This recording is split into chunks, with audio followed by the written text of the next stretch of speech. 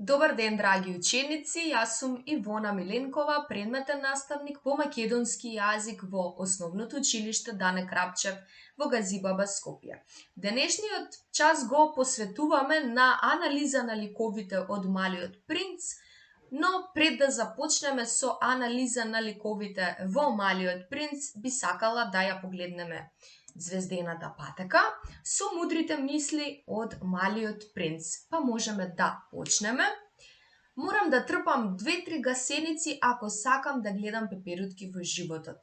Како викаат, после дождот доаѓа сонцето, така што мораме да поминеме низ лошото за да дојдеме до она што е навистина добро. Човекот е осамен и меѓу луѓе. Можеме да се наоѓаме помеѓу милиони луѓе, но доколку во душата сме празни и осамени, сето тоа е бескорисно. Вистинската љубов започнува онаму каде ништо не се очекува за возврат. Оне кој навистина љуби од срце и дава од срце без да бара назад, бидејќи доколку почне да бара, тогаш се работи за на некој начин некаква корист, а не вистинска љубов. Сите возрастни прво биле деца, но малку од нив се сеќаваат на тоа. Како тоа е така? Така што возрастните се разбира и својствено е да мудруваат на децата, но некои од нив забораваат дека и они биле деца, така што како што возрастните мудруваат на децата, така и возрастните можат да научат и многу од децата, а не само да биде обратно. Треба да бидеш многу трпелив. Ќе те гледам со краевите на очите и ти нема да кажеш ништо. Јазикот е извор на недоразбирање. Оваа мисла посочува на тоа дека во животот е многу битно трпението, понекогаш е доволен само поглед за да се сватиме и дознаеме зашто поточно станува збор, односно дека некогаш нема потреба од премногу зборови. И како викаат, молчењето е злато. Па со мудрите мисли можеме полека да завршуваме. Она што ви е потребно е, се разбира, лектирата, тетрадка, моливче или пенкалце, за да си ги запишувате оние најсуштински работи од денешната лекција, секако и мислите.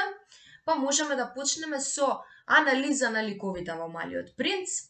Во животот запознаваме голем број на личности. Па така и во ова дело Малиот принц запознава и разговара со многу ликови, откривајќи многу за човечките карактери.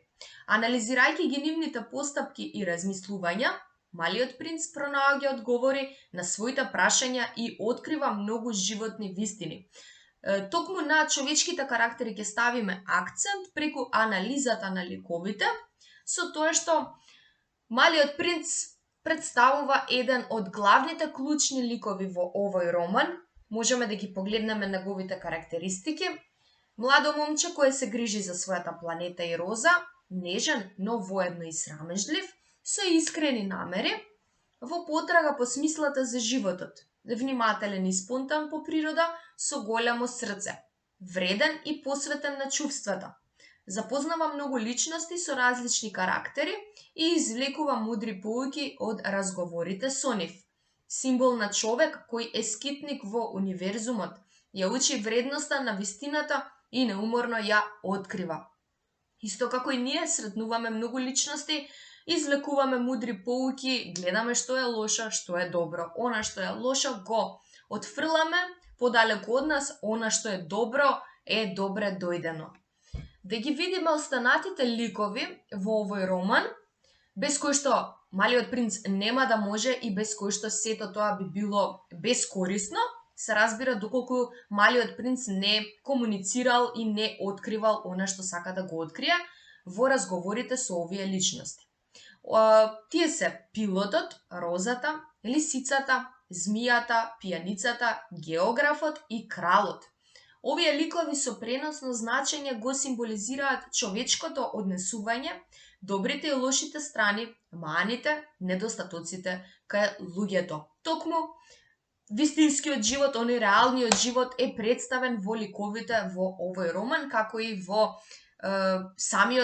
Малиот принц. Можеме да започнеме со пилотот.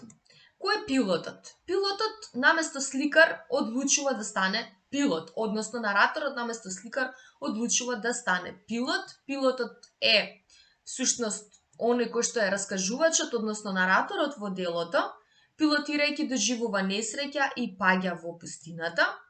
Почетокот на авантурите започнуваат токму со средбата на малиот принц и пилотот разговарајќи за тоа од каде доаѓа малиот принц. Сака да го запознае повеќе малиот принц за тоа кој всушност е тој. Понатаму роза. Розата представува символ на љубовта која тешко се наоѓа. Со преносно значење можеме да откриеме дека розата на некој начин ја представува жената на Антоан де Сент-Екзюпери, која што ја чувал како во стакленот звоно. Розата остава голема трага кај малиот принц заради невозвратената љубов од страна на розата. Таа е убава толку колку што го одзема здивот, символизира убавина и женственост. Љубовта не му била возвратена на малиот принц затоа што розата барала простор за себе, што реално сето тоа е оправдано. Сите ние мораме да имаме простор за самите нас, бидејќи љубовта представува слободно сакање. Оној кој што навистина сака, тогаш дава простор. Лисица. Една од суштинските и клучни ликови во овој роман е лисицата. Го учи малиот принц да гледа суштински со срцето, а не со очите. Бара да биде припитомена, затоа што на тој начин се развива длабоко поврзување. Преку овој лик доаѓаме до една од клучните пораки што треба да ги знаеме. Тоа е дека она што е суштинско е невидливо за очите и се гледа само со срцето. Лисицата ја символизира мудроста. Змија, исто така еден пресвртен лик во романот. Принцот ја замолува змијата смртоносно да го касне, разочаран од невозвратената љубов од страна на неговата прекрасна роза. Символизира тајно знаење и мудрост. Го испраќа херојот назад на незината планета со помош на незиниот отров. И да видиме сега, ученици, еден краток цитат. И каде се луѓето? Малиот принц повторно зборуваше. Се уште е осамена во пустината. Исто така е осамена меѓу луѓето, рече змијата. Согледуваме дека и помеѓу луѓе длабоко во себе знаеме да бидеме празни. Пијаница. Пијаницата живее во свој свет, бега од реалноста. Лик кој ја покажува темната страна на луѓето во денешницата, односно пороците. Свесен е дека му е потребна помош, но сепак одлучува да продолжи со тој начин на живот. Несреќен лик кој се повлекува во својата тага и тишина. Како на некој начин олицетворение на пороците во денешниот свет, дел од нив се свесни, дел од нив се несвесни за тоа дека се наоѓаат на погрешен пат во животот. Па да видиме географот. Географот е стар човек кој во својата книга запишува информации донесени од различни истражувачи. Неговата планета е голема и прекрасна, но самиот тој не знае дека на нејзе се наоѓаат езера и планини. Површен лик кој не сака да губи време на истражување. Тој себе си се смета за најглавен лик. Исто така суетен, како и ограничен лик. Ова е за географот. Тој е представен како географ, но не знае дека во земјата се наоѓаат езера и планини и се бара да му биде послужено како на тацна.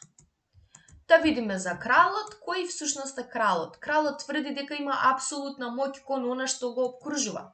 Заповедна моќ. Така наречен крал со чудни наредби. Наредува да заоѓа сонцето на зајдисунце, што е многу нелогично и несватливо. И исто така несватен лик. Носител на неразбирливи размислувања и одлуки. Па, драги ученици, да видиме дали одговорот на многу бројните прашања го пронајдовме врз основа на овие ликови. Би рекла секако дека дознавме голем број на одговори преку низата на ликови, разните разговори, размислувањата на малиот принц. Но оние вистинските одговори се наоѓаат длабоко во самите нас. И единствено ние треба да тежнееме да ги пронајдеме. Понекогаш таа потрага трае целиот наш живот. Се надевам дека оваа лектира ви остави голем впечаток, разреши голем број на дилеми и даде одговор на дел од вашите прашања, но оној вистинскиот одговор се наоѓа единствено во самите нас. Посакувам да останете во добро здравје, посакувам убав ден и се најдобро. Поздрав!